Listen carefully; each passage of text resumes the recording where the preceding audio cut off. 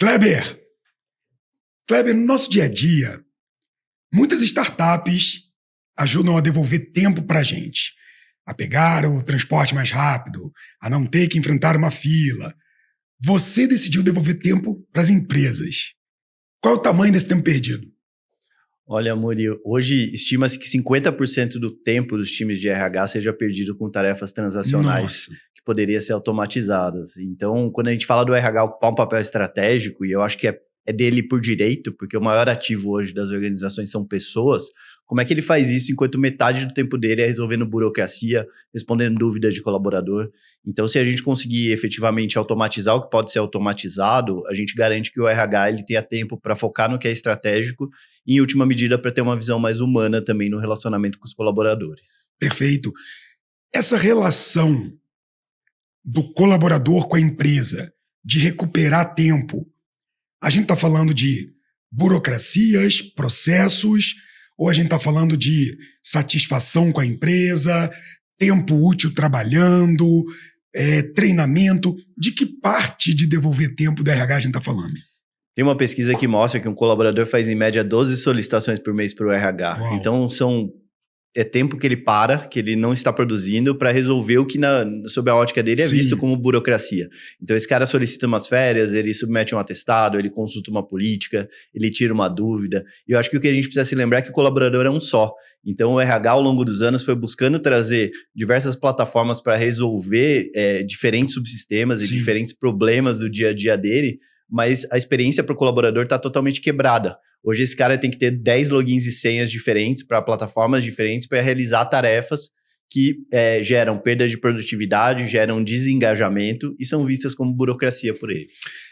Em que momento de uma empresa isso começa a se tornar uma dor? Porque, por exemplo, você está naquela empresa pequena, 5, 10 pessoas, você ainda controla muita coisa ali no olho, no Excel. Aí você começa a crescer um pouquinho, você começa a ter que ter alguma organização. Em que momento que a falta de alguém olhando a empresa como um todo do ponto de vista sistêmico, de plataformas, integrações, isso começa a trazer prejuízo? Porque se eu estou tendo uma ineficiência de tempo, eu estou tendo prejuízo. Perfeitamente. A gente tem visto que empresas a partir de 100 colaboradores já conseguem ver benefícios importantes da automação dos processos e da conexão dos sistemas. A gente, mesmo pensando num cenário de uma empresa pequena, se acaba empilhando uma série de sistemas, né?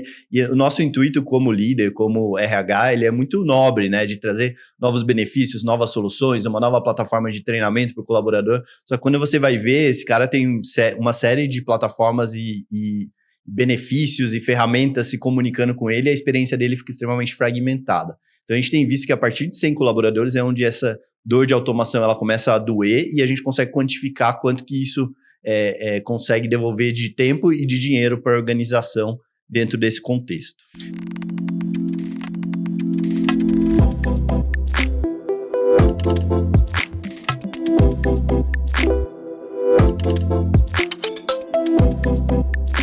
Big Deals Talks, o podcast do Investidores VC, onde grandes negócios encontram grandes mentes. A gente está falando aqui de colaborador, automação, devolver tempo. A gente vai falar, obviamente, de RH, de empresas. A gente está falando sobre os desafios de conseguir ajudar o RH que está lidando com um ativo que tem mais importância no negócio, que são as pessoas que estão construindo tudo ali por trás. E para isso, eu estou trazendo Kleber Piedade, que é fundador e CEO da Bondi, agora Bondi. A gente, inclusive, vai falar sobre isso. Acabou de fazer um rebranding super bacana e ele vai contar um pouco para a gente sobre esses detalhes do universo de RH. O Kleber é um empreendedor há muito tempo, já trabalhava nesse mundo do RH como consultor, já tinha negócios nesse segmento. E a Bondi acabou se tornando essa plataforma, esse SaaS, essa ferramenta que ajuda o RH a ser mais fácil, mais humano, mais intuitivo, mais automatizado, mais responsivo. Então a gente vai conversar sobre isso. Falei bem ou falei besteira? Falou muito bem, amor. Então conta pra gente aí quem é o Kleber e conta da Bondi. Ótimo. Bom, eu tenho 39 anos, sou o famoso empreendedor raiz, né? Então, antes de empreender, eu trilhei uma jornada de 8 anos na área de marketing. em grandes multinacionais. Eu acho que quando você trabalha com marketing, uma coisa que você começa a observar muito é a experiência do cliente. E hoje, se você for pensar, a nossa experiência com o cliente, com várias tecnologias, ela é bastante automatizada, né? Então, você consegue, no mesmo site, pesquisar preço de um produto, solicitar o produto, fazer troca, tirar dúvida, enfim, uma série de serviços numa mesma plataforma. Mas quando a gente traz isso para o cenário de experiência do colaborador, isso não é verdade. A experiência dele é totalmente fragmentada. Então, eu acho que essa experiência em marketing, ela me deu muito background de como pensar a experiência do colaborador, que é muito parecida com a experiência do cliente, deveria ser, pelo menos. E eu acho que isso fortaleceu a proposta de valor da Bond. Antes, né, de fundar a Bond, eu já vinha atuando com serviços e com projetos em RH, né? Então, eu acho que tem um mantra aí do empreendedorismo que é do things that don't scale, né? Você começa fazendo, provando a sua capacidade de vender e entregar para um determinado cliente e executando isso através de serviços. Então, a gente começou fazendo isso e começamos a construir a tecnologia, a ferramenta da Bond dentro desse contexto e decidimos que essa era uma oportunidade grande o suficiente para a gente transformá-la em uma empresa e seguir para um caminho também de venture capital, de captação e de um crescimento exponencial que a gente está trabalhando para atingir. Nós investimos na rodada da Bond, somos investidores aqui no Investidores VC, e eu vou fazer aqui hoje o papel, não de advogado do diabo, mas o papel de perguntas do universo de RH que quem não é do RH poderia fazer, né? Então, eu vou trazer algumas provocações aqui. Você já tem essa experiência nesse mercado, já viveu a dor e percebeu com o consultivo, né? O que podia melhorar na vida desse cara. Uma das coisas que a gente sempre escuta falando da Bond é dessa automação, da integração com outros sistemas, em fazer esse processo ser uma ferramenta em que o próprio time do RH possa criar esses mecanismos de contato, de mandar alguma informação, de receber seus formulários, de ativar, de recomunicar com ele. E durante muito tempo, esse RH das empresas não era a ponta de inovação. O RH está preparado para essa automação, para pensar a tecnologia, eles estão precisando disso agora. Amor, você está enganado. O RH já trouxeram a tecnologia 10 anos atrás. Ou ainda tem muito RH de empresa grande que é o endomarketing, a contratação, os processinhos legais, mas todo ainda muito manual, muito humanizado, mas pouco automatizado. Conta para mim. Perfeito. Eu acho que o RH, em geral, ele passou por um primeiro ciclo de transformação digital, né, em que ele trouxe o ponto, ele trouxe o ATS, né, e com isso a gente viu o crescimento de grandes scale-ups aí no mercado de RH com todo o mérito, porque eles realmente estavam resolvendo problemas reais do RH. Só que eu acho que quando a gente olha para essa relação entre as HR Techs e as empresas, a gente vê que a gente departamentalizou demais, amor. E quando você vai num Conar, por exemplo, você vê que tem mais de 600 soluções diferentes para o RH. Então, assim, tá todo mundo querendo vender para o RH, só que você precisa entender que o colaborador é um só. Então, esse mesmo cara que tá abrindo um chamado, ele tá consultando a plataforma de benefícios, ele tá checando um novo benefício ali de saúde mental que foi lançado, ele tá recebendo comunicação. E a Bond tem essa premissa de ser um guardião dessa experiência do colaborador. Legal. A gente quer, por trás, fazer o trabalho difícil de conectar os sistemas, porque hoje já tem bastante sistema legado e bastante sistema que tem um papel importante ao longo dessa jornada do colaborador, mas a gente faz o trabalho difícil por trás. E para o colaborador, a gente quer que seja uma pista duplicada, que ele possa não ver o que está acontecendo nos bastidores e que ele tenha uma experiência totalmente fluida e intuitiva nos canais que ele já está acostumado. Então, por que não permitir que um colaborador possa submeter um atestado, consultar uma política no WhatsApp? É algo que a gente já está tornando realidade para várias empresas e por trás a gente faz o trabalho difícil de integrar com os sistemas que são core. E você falou que tem 600 empresas querendo oferecer alguma solução. Obviamente que não dá para a Bond tentar fazer todas as soluções que o mercado precisa. Mas existem algumas empresas que captaram muita grana, existem aquelas que são mais de nicho e existem aquelas que tentam ser uma solução mais completa. Aonde você enxerga a Bond hoje?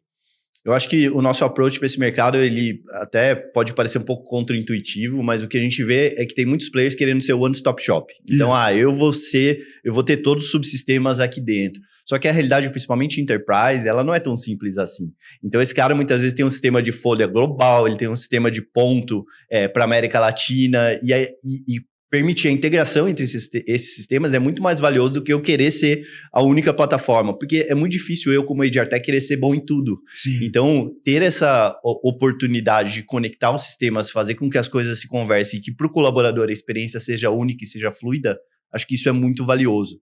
A gente está nesse caminho e a gente entende que a nossa tese ela é diferente e que mesmo captando menos dinheiro, a gente tem um potencial muito grande. Porque, inclusive, eu consigo potencializar essas ferramentas que já estão dentro de casa. Sim, exato. Porque se você pensar numa empresa que tem operação espalhada, por exemplo, aquele cara que está na floresta da Klabin, por exemplo, ele não tem acesso ao SAP para pedir umas férias ou submeter um atestado. Ele tem que... a cada 15 dias imprimir esse atestado, entregar para o líder dele entrega para a BP, alguém digitaliza esse atestado. Então, a gente está falando de um processo que ele, para uma empresa grande, às vezes, na média, ele até é eficiente, mas quando você olha para a ponta, tem muita ineficiência, muita oportunidade. E conectar os sistemas e garantir que o colaborador tenha uma experiência na palma da mão dele, nos canais que ele já está acostumado, é muito valioso. As grandes empresas de RPs, as maiores, as grandes soluções, enterprises, etc., elas entregam soluções para o RH ou elas só entregam aquela solução parrudona a empresa toda? Mesmo que elas falassem, não, a gente faz folha, não, a gente ajuda com férias, né? Provavelmente uma empresa que usa SAP tem isso tudo muito bem controlado. Mas o que eles não têm? Perfeito. Eles não têm... esse lado do contato do jeito certo, do contato do jeito que um colaborador espera. Exato, no canal certo, na hora certa, com a pessoa certa, de forma personalizada, Amuri. Então, assim, você trazer, né, um colaborador para uma interface, às vezes um colaborador que está lá na ponta, né, fazendo um processo operacional, trazer ele para uma interface de um sistema global, onde ele tem que ter login e senha, onde ele tem que ter as autorizações que ele não sabe mexer, isso Sim. gera uma complicação muito grande. Sim. Então, a gente tem exemplos, por exemplo, de clientes do varejo, em que você tem lá um empacotador, um gerente de loja, e esse cara consegue submeter atestado por WhatsApp, porque se ele precisasse de um sistema específico para isso acaba gerando muita ineficiência, e ele tem dificuldade também com essa tecnologia. Então, quanto mais intuitivo, quanto mais sem fricção a gente trouxer isso para o colaborador, melhor. Mas com essa premissa de integrar com um sistema de HCM, né, de ERP, porque, assim, esses caras são muito bons em conseguir garantir que a empresa esteja adaptada às legislações brasileiras, que ela tenha as regras de negócio criadas ali para rodar folha e processos que são muito críticos para a organização, que são aquelas coisas que só aparecem quando dá ruim, né? Sim. Então, assim, eu acho que esses caras são muito eficientes, mas a gente consegue potencializar isso, para que esse cara consiga bater ponto no WhatsApp, para que ele consiga submeter um atestado via Teams. Então, tudo isso acho que traz um benefício e com essa premissa de efetivamente colocar o colaborador no centro. Você falou que essa dor começa a aparecer a partir de 100 colaboradores, mas vocês hoje atendem empresas que têm muito mais colaboradores que isso. Essa dor aumenta quanto maior você é? Ou depois de um tempo que você é grandão e viveu essas dores, você acaba achando algum jeito de ir resolvendo ela? Ainda virou um Frankenstein, mas as dores já não são tão grandes. Ou não, Amuri, quanto maior, a gente vê que é mais agudo o problema. A gente vê que as empresas elas acabam criando atalhos ou soluções paliativas para conseguir lidar com esses problemas. Sim. Então, muitas vezes a empresa cria um portal do colaborador. O que é um portal do colaborador? Nada mais é do que o apontamento de diferentes sistemas de coisas que ele precisa fazer. Mas, gente, isso não resolve a dor do colaborador, né? Ele ainda vai ter 10 logins e senhas. Você facilita, mas é muito melhor você trazer para a palma da mão dele, ele escrever ali, eu preciso entregar um atestado. Por trás a gente faz o trabalho de conexão, mas para o colaborador tem que ser extremamente intuitivo. Então, a gente atua muito como guardião dessa experiência. A gente vê que empresas menores já estão sofrendo, mas quando você vai para um cenário onde você tem um CSC, por exemplo, né? Então, por que uma empresa hoje implementa um CSC? É uma questão de eficiência, é uma questão de otimização de processo, mas mesmo assim a gente vê muita ineficiência. Então, eu acho que a oportunidade que a gente tem é de realmente quebrar um pouco dos silos do RH, né? Que ele olha muito, preciso de um sistema para onboarding, preciso de um sistema para admissão, preciso de um sistema para comunicação interna. Quebrar um pouco desses silos e efetivamente trazer uma solução que coloque o colaborador no centro e que crie um roadmap de integrações e de automações para você, que para o colaborador ele nem vai perceber, ele só vai saber, opa, agora eu também consigo pegar a segunda via do Olerite, opa, agora eu também consigo pegar o espelho de ponto. Mas para ele é uma experiência extremamente intuitiva num canal que ele já está habituado. Digamos agora que está escutando a gente um diretor ou um baita de um gerentão de RH de uma empresa com 500 a 2.000 colaboradores, sei lá, cria um range louco aqui. Ele está pensando, cara, legal, de fato tem muita solução, de fato eu já tenho um monte que eu uso, eu estou vendo aqui que a Bond pode me ajudar de alguma forma, conectando com elas e entregando uma experiência para o colaborador melhor. Essa experiência melhor, ela vai reduzir horas ineficientes, ela vai aumentar a satisfação do colaborador, a retenção, diminuição do turnover, a empresa vai estar mais orientada às suas metas de verdade, não a ficar resolvendo pepinos. Para esse diretor, gerente de RH, quais são os cases bacanas ou casos pré-bond e pós-bond, onde, cara, o problema era esse. A gente entrou, olha como é que melhorou a satisfação, olha como é que o processo diminuiu o tempo, para eu trazer essa visão desse cara que está escutando a gente agora e ele falar, cara, isso aí é para mim. Legal. O bacana da Bond é que a gente traz uma calculadora para o nosso cliente, onde a gente estima quanto tempo ele perde com essas tarefas que podem ser automatizadas. Que maneiro. E depois eu trago para ele uma conta de ROI, de quanto que ele está economizando em dinheiro, em tempo, por implementar a solução. Então a gente tem um case, por exemplo, com a Minerva, que é uma empresa com 12.000 colaboradores, só 4.000 tem e-mail. Então o contato de todos os outros 8.000 praticamente com a empresa é através da Iris, que é o assistente virtual deles, no WhatsApp. Então a Iris hoje recebe mais de 100.000 mensagens por mês, mais de 6.000 solicitações de segunda via de Olerite, tudo via WhatsApp. Agora a gente está fazendo integração com ponto, então espelho de ponto também, recibo de férias, informe de rendimentos.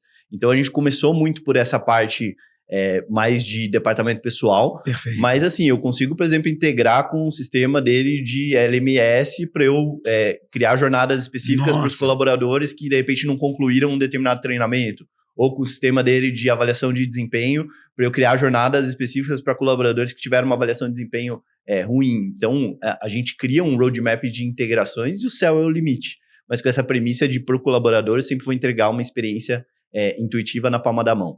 Minerva é um cliente que hoje a gente devolveu aí no último ano quase 50.000 horas, tá, de tempo para o RH, fora o tempo que a gente devolve para os colaboradores. Sim. Antes, né, o colaborador da Minerva ele tinha que andar dentro da fábrica 1,5 km para ir até a banquinha do RH, pedir a segunda via do Olerite, o RH imprimia. Então esse era um processo que demorava brincando 40, 45 minutos. Nossa. Hoje ele recebe no WhatsApp. Então imagina isso num volume de colaboradores como a Minerva tem.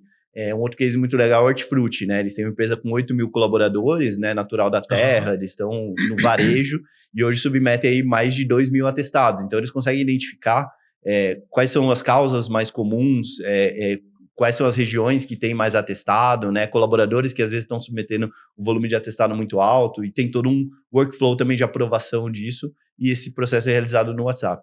Então, hoje, somando os nossos clientes, a gente devolve uma média de 60.000 horas por mês para esses clientes.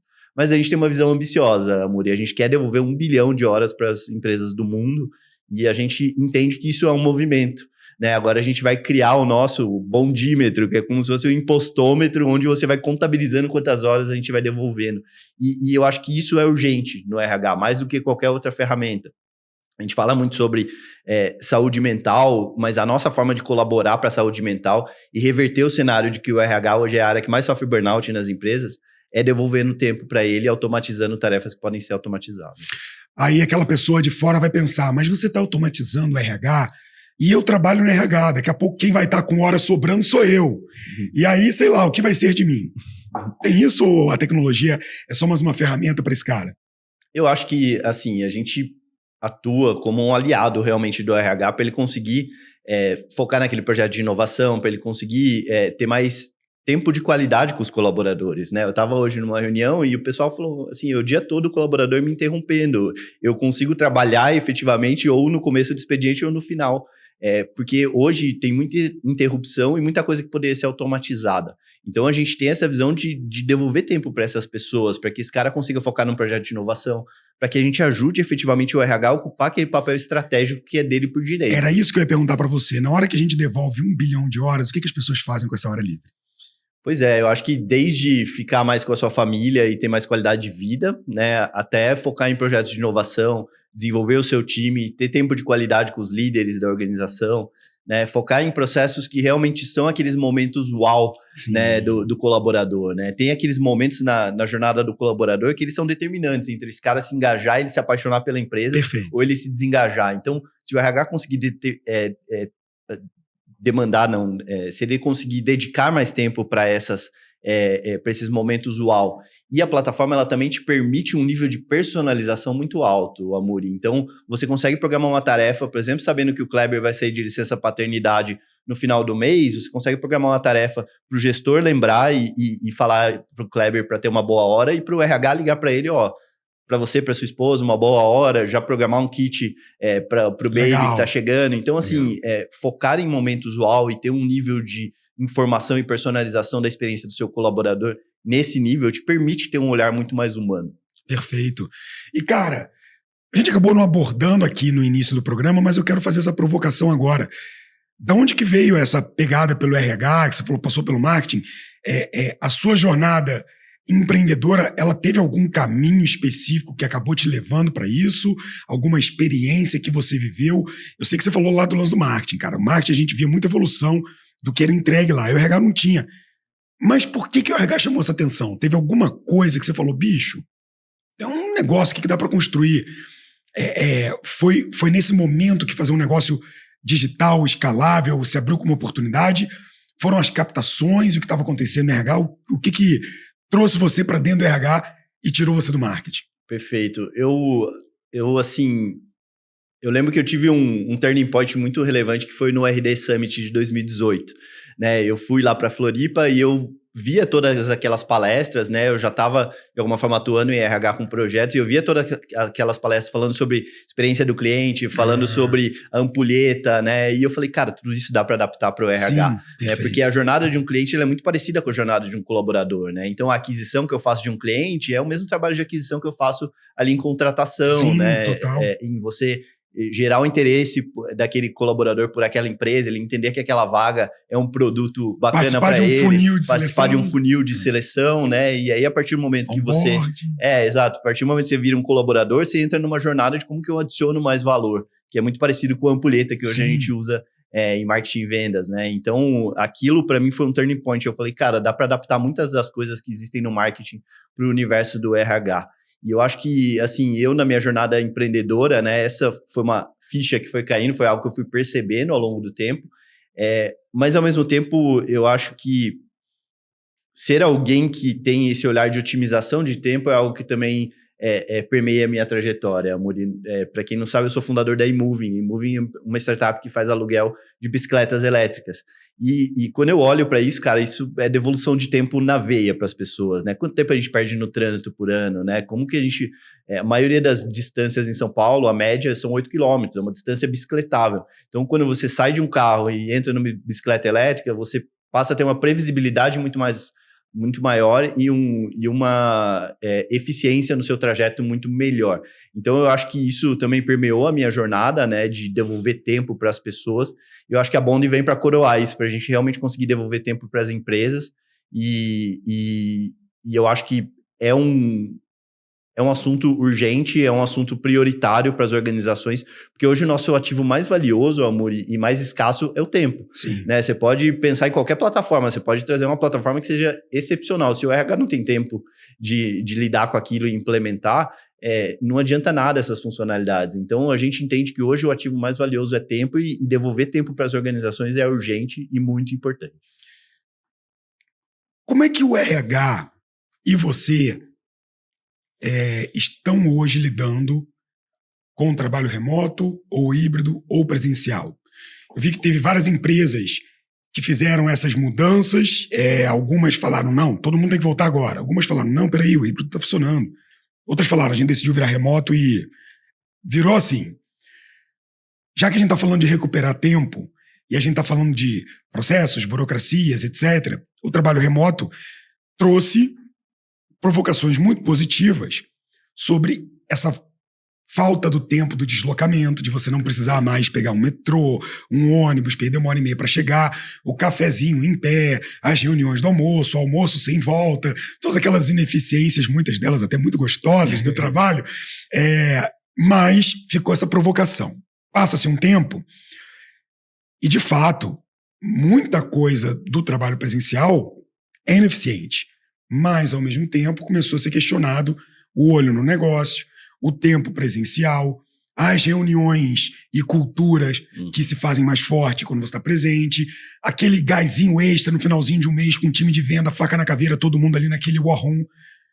Como que está o mundo do RH? Agora eu estou fazendo uma pergunta off-bond, né? Mas com quem está inserido, o que vocês estão vendo que vocês estão discutindo sobre isso? Perfeito. Eu acho que tem uma discussão muito em voga hoje em relação ao melhor modelo, e eu acho que isso a gente vai descobrir com o tempo, né? O que traz o melhor vértice de produtividade versus qualidade de vida para os colaboradores, Sim. né? A gente na Bond hoje é remote first, então hoje a gente tem pessoas, né, que estão espalhadas pelo Brasil, algumas delas, e isso faz com que a gente também tenha um acesso a um pool de talentos Sim, mais robusto. Isso é muito bom. Né? Mas, ao mesmo tempo, a gente entende o valor de, em determinados momentos, a gente trazer essas pessoas para o presencial. Então, a gente faz questão de, pelo menos 2 vezes por ano, reunir todo o nosso time em fóruns específicos de liderança, né, de planejamento estratégico. A gente entende que o presencial ele traz muito valor. Então, eu vivenciei muito o presencial e eu reconheço que você consegue construir rituais, né, fortalecer a sua cultura de uma forma muito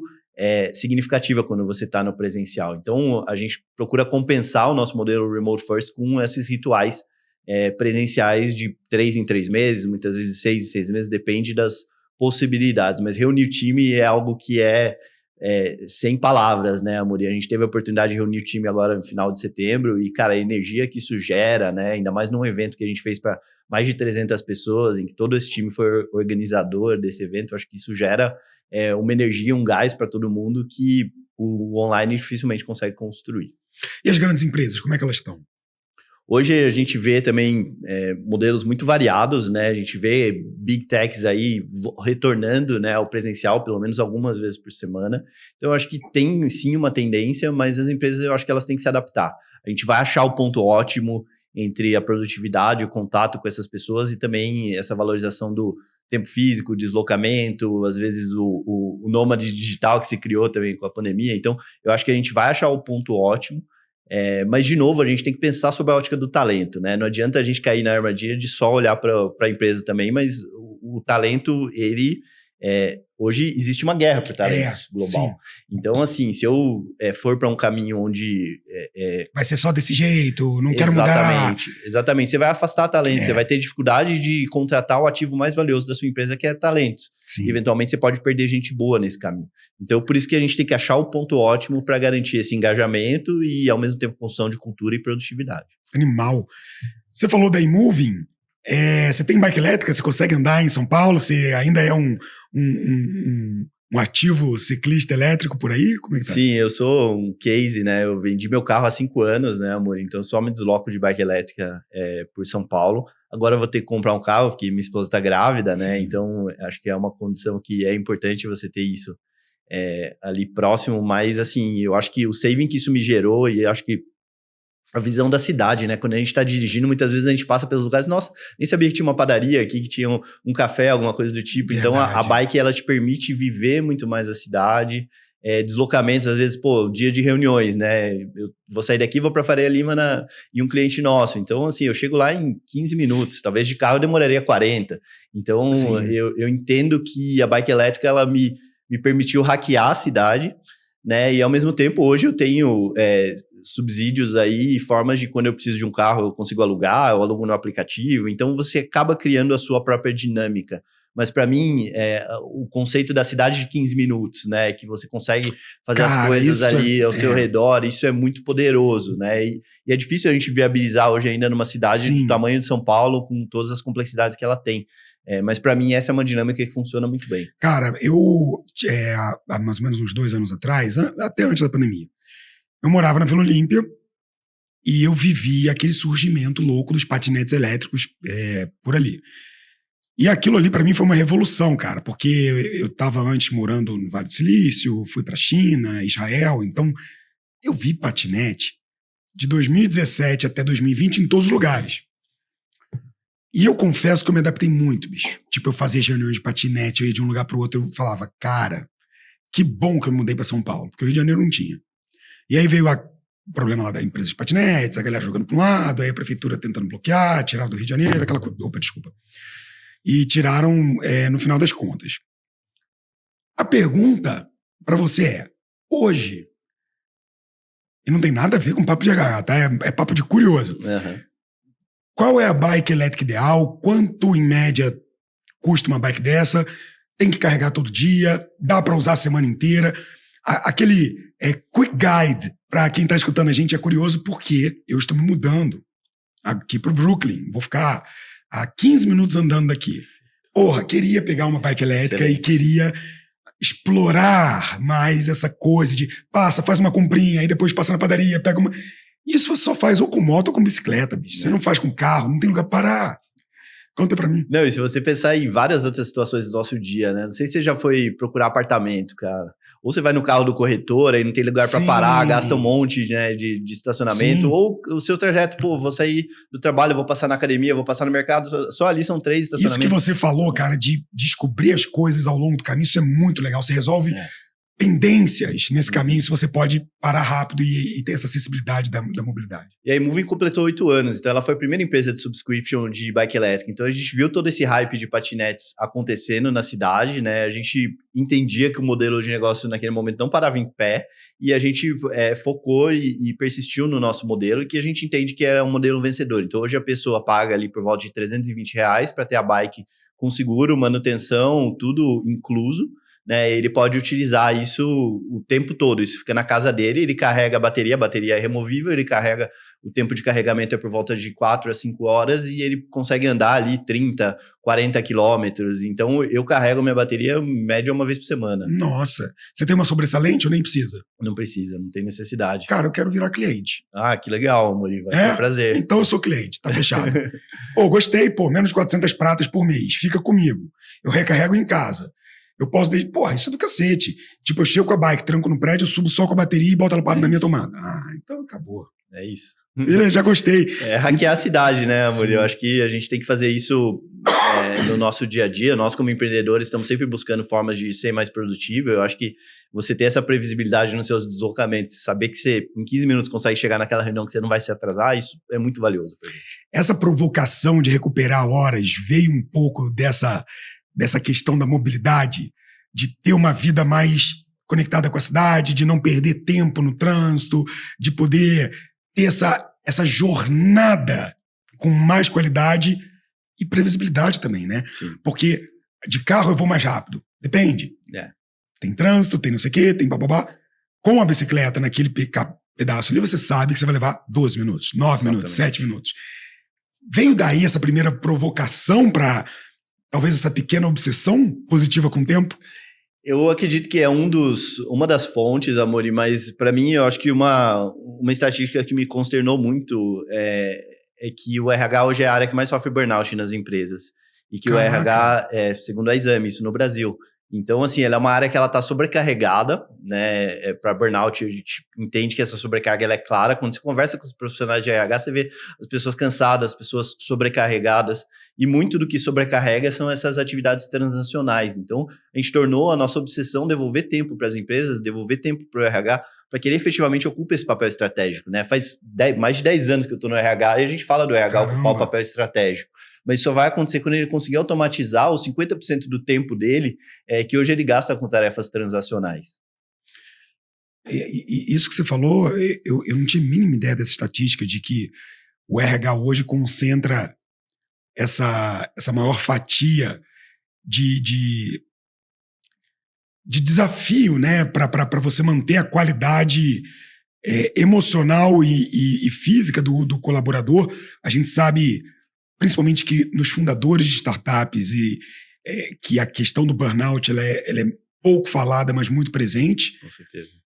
Pela pressão de você não ter só um chefe, de você ter dezenas de chefes que não são só os clientes, mas investidores, stakeholders, etc. A responsabilidade dos pagamentos e salários e da empresa rodar quando o mercado de crédito vai para brejo, quando a liquidez diminui, você fica curto de grana, eu acho que é uma das coisas mais difíceis, né? Que a gente vê lá no The Hard Things About Hard Things. Eu não sabia que o RH estava trazendo isso. De certa forma, o RH absorve um pouco o problema de todas as áreas, assim? Eu acredito que sim, Amori, mas eu acho que essa é uma reflexão importante, né? O RH, ele tem essa demanda de cuidar das pessoas, mas quem está cuidando do RH, né? Se o RH é a área que mais está sofrendo burnout, se ele está sobrecarregado, como é que ele vai cuidar das pessoas? Então, isso é algo importante que a gente precisa resolver. Nós, como founders, você sabe muito bem que realmente a quantidade de pressão e a dificuldade da jornada de fundar uma empresa, ela é absurda, né? Saiu agora uma entrevista com o CEO da NVIDIA que ele fala exatamente isso, né? Se você tivesse 30 anos, o que você faria? O que você fundaria? Ele fala, eu não fundaria uma empresa, porque a dificuldade e a quantidade de situações em que você muitas vezes tem que se humilhar ou tem que passar por constrangimento, ela é muito grande. Então, essa é uma pesquisa que ela foi feita dentro de grandes corporações e o RH foi apontado como a área que mais sofre burnout, mas a gente sabe que entre fundadores isso é um tema que não é tão falado, mas que é muito recorrente e que também nos preocupa, com certeza. Kleber, para um empreendedor, já que a gente tocou nesse assunto de startup, criar um negócio digital, software, recorrente, para grandes empresas, não é uma tarefa fácil, principalmente quando o stack de soluções dessa empresa já é tumultuado por várias soluções. A gente sabe que todas as áreas vão ter dezenas de soluções, está todo mundo querendo ser esse one-stop shop, como a gente falou. Dito isso, o que vocês fizeram para conseguirem serem diferentes e atrair grandes contas, cara? Porque esse é o principal desafio da startup que vende para o enterprise. É conseguir entrar nos grandes. Foi mais maturidade do time? Foi uma solução diferente? Foi o pezinho na consultoria que ajudou a identificar? Qual foi a química que ajudou vocês a conseguir tracionar num segmento tão difícil e com tanta competição, principalmente com tantas captações e empresas competindo? E eu vou falar dessas captações nas próximas perguntas. Perfeito. Eu acho que, assim, eu estou no RH há 12 anos, sempre vendendo para enterprise. Então, assim, eu acho que hoje a gente conhece um pouco dos atalhos para conseguir chegar no sim com essas empresas, e muitas vezes o ciclo de vendas demora. Você tem que passar por vários stakeholders, né? Segurança da informação, compras. Então, é muita gente envolvida, mas eu acho que esse know-how em venda para grandes companhias realmente ajudou bastante a gente, tá? Mas eu entendo que também, Amori, a gente passou por um processo de rebranding recente e uma coisa que para mim ficou muito nítido é como o posicionamento ele ajuda a desbloquear ou bloquear crescimento, né? A gente antes tinha um outro nome, né? Era um produto que ainda tinha um posicionamento um pouco confuso, então a gente fez um trabalho muito intencional e até duro, né, para o empreendedor para tomar a decisão de mudar o nome da sua companhia, mudar o posicionamento, e a gente foi muito bem sucedido nisso porque a gente escutou os clientes, né? Então, no primeiro semestre desse ano, a gente fez mais de 300 reuniões com o RH. Então, a gente conseguiu entender onde estavam as dores e a gente percebeu que a gente já estava resolvendo essas dores para os clientes. Então, a gente transformou isso em uma nova marca, um novo posicionamento, e isso ajudou muito a desbloquear crescimento. É impressionante o que um posicionamento bem encaixado, uma plataforma que seja fácil de você contar o que ela faz, ajuda no seu processo de vendas, em que o cara consiga, em todos os touch points, enxergar a mesma coisa. Ele entra no seu site, ele entende, ele vai nas redes sociais, ele entende. Então, eu acho que eu, como empreendedor que tem background de marketing, demorei também para perceber o valor de branding, de reputação, de assessoria de imprensa, o que tudo isso pode fazer pela sua startup num processo de venda para enterprise. Então, eu acho que esse mix do know-how e de como saber chegar nessas grandes contas, mas também de um posicionamento que ele seja mais fácil de entender e que ele tenha realmente essa premissa de colocar o colaborador no centro, Amori. Eu acho que existem muitas soluções que fazem parte do que a Bond faz, mas com o nível de experiência, a fluidez de experiência que a gente entrega para o colaborador, não tem nenhuma. Então, eu digo, se vocês quiserem editar depois essa parte, podem, tá? Mas a Bond hoje ele é um mix de Pipefy, porque a gente consegue automatizar processos, Take Bleep, porque eu consigo entregar um chatbot com inteligência artificial para o meu colaborador, RD Station, porque você consegue criar automações, e Digibi, porque você integra com praticamente tudo. Animal. Então, a gente realmente aprendeu muito com esse universo, e são empreendedores que eu hoje admiro e que a gente acompanhou muito a jornada para trazer uma solução que ela fosse única e que, mesmo você comparando elas, né, a soma de todas elas, eu acho que ela entrega um poder para o RH absurdo. Sim. Quais foram as que você falou que eu gostei das associações? Pipefy do Alessio, grande amigo. Sim, RD Station. RD, do Eric, parceiraço. TakeBlip. TakeBlip eu não conheço. Conheço a ferramenta, mas não conheço o fundador. Sim, e Digibi. Digibi, investida nossa. Então tá tudo dentro de casa. Vou botar aqui no hall, então, obviamente, a Bond. Excelente. Cara, você meio que já me respondeu essa pergunta nessa sua resposta que você deu agora. Mas se a gente pudesse agora responder uma pergunta com a perspectiva para o empreendedor. Primeiro, você já explicou um pouco, eu vou talvez pedir até para você trazer pequenos gatilhos. O que você aprendeu em vender para o RH? Então, assim, a gente não vai dar dica para concorrência, né? Mas nesse aprendizado de vender para enterprise, o que você sentiu, você deixou claro muito bem agora, cara. Posicionamento foi uma coisa que mudou completamente para a gente. Fazer ser claro em todos os níveis de diretoria para que essa informação seja transmitida para a gente ser aceito, muito melhor. Mas teve algumas outras coisas que você falou, que você pegou, por exemplo, Amuri? A gente entendeu o seguinte, se não falar com um tomador de decisão do RH, nunca vai vender. Ao contrário, Amuri, se eu não falar com um colaborador, ele não vai me suportar lá para cima. Então, a primeira pergunta é essa, e depois eu queria fazer uma outra pergunta sobre o rebranding. Mas primeiro, quais os aprendizados em vender para o enterprise na área de RH? A gente até o primeiro quarto desse ano, Amuri, eu estimo que menos de 30% das nossas reuniões tinham lideranças nessa reunião. Uau. E a gente mudou isso. Então, hoje, 68% das nossas reuniões têm líderes.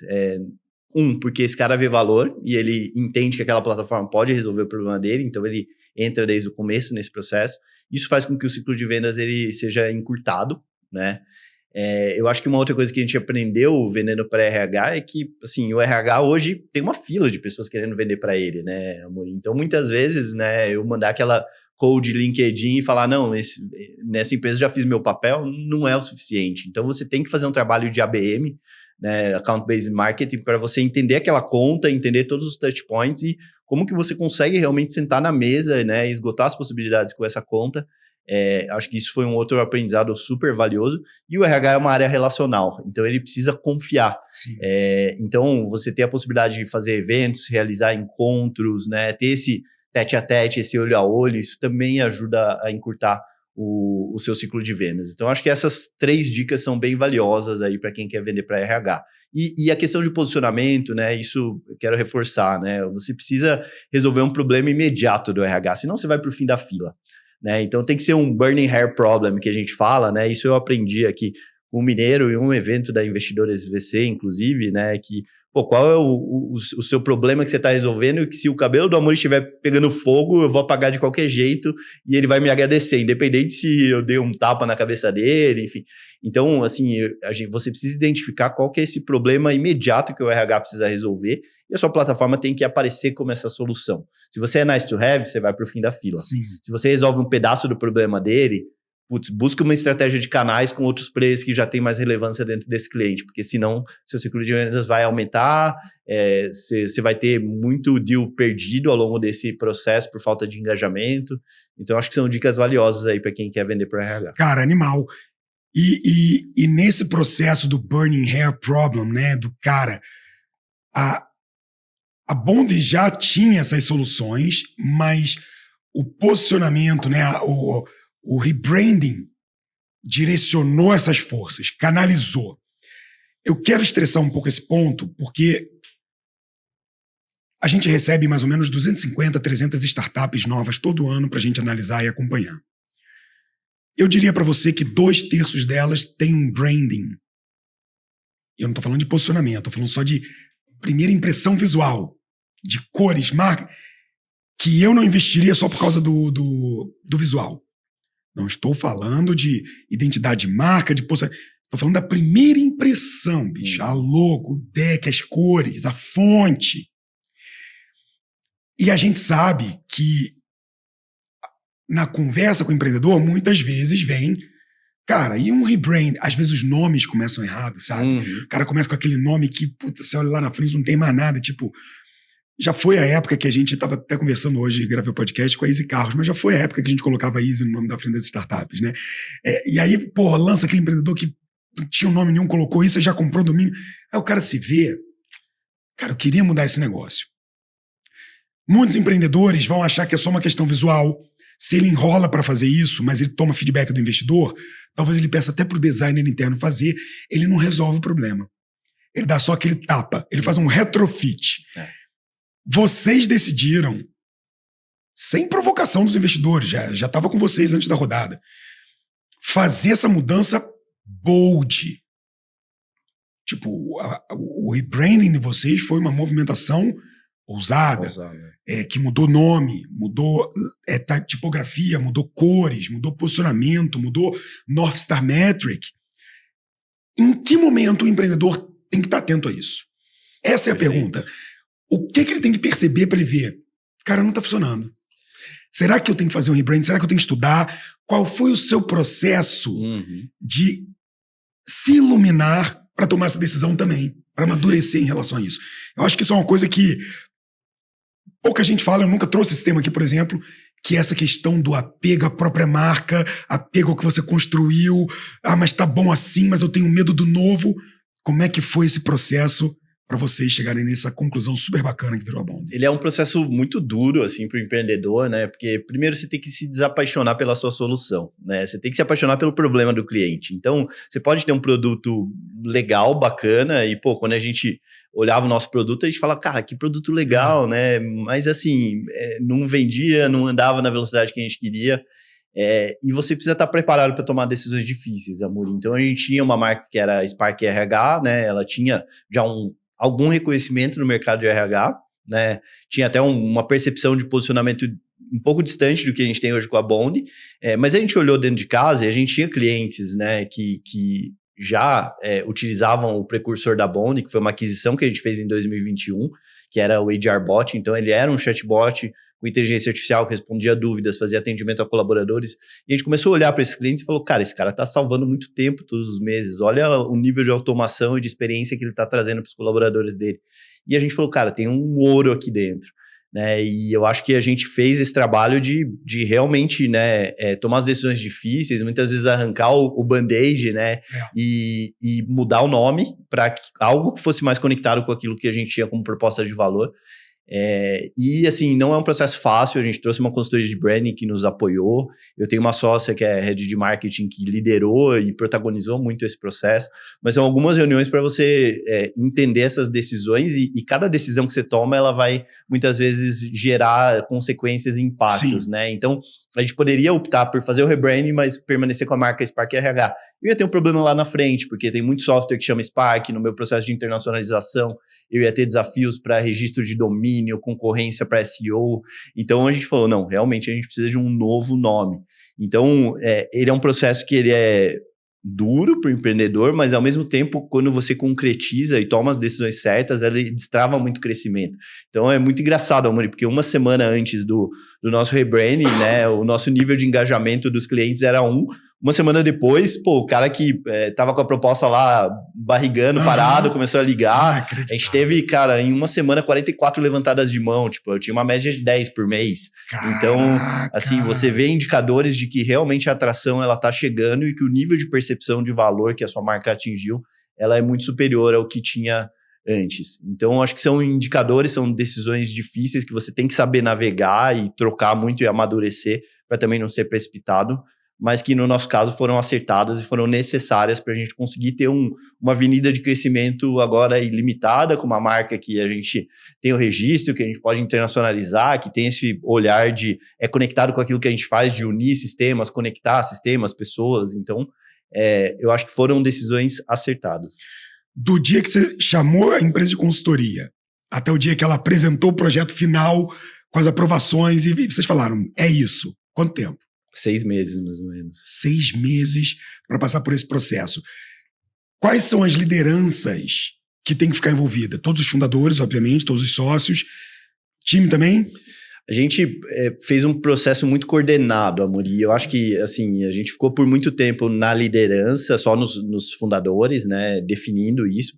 Depois a gente trouxe os outros líderes da companhia, quando as coisas já estavam mais bem encaminhadas, tá? A gente chegou a fazer um workshop onde a gente definiu esse nosso Burning Hair Problem. Então, se trazer as pessoas para o seu lado também nessa tomada de decisão é importante.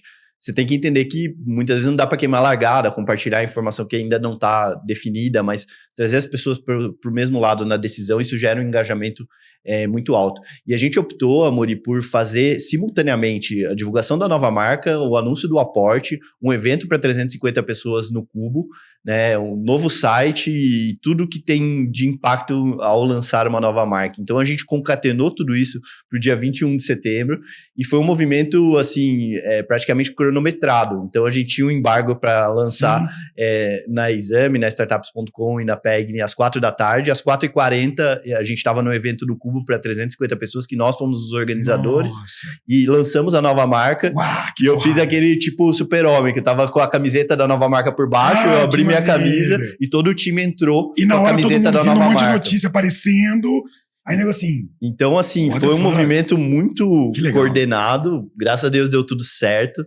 E eu acho que, assim, isso mostra, né, a robustez e acho que a ousadia, né, mesmo sendo uma startup ainda pequena, eu acho que a gente faz movimentos que eles são compatíveis com uma grande empresa quando vai fazer um processo de rebranding.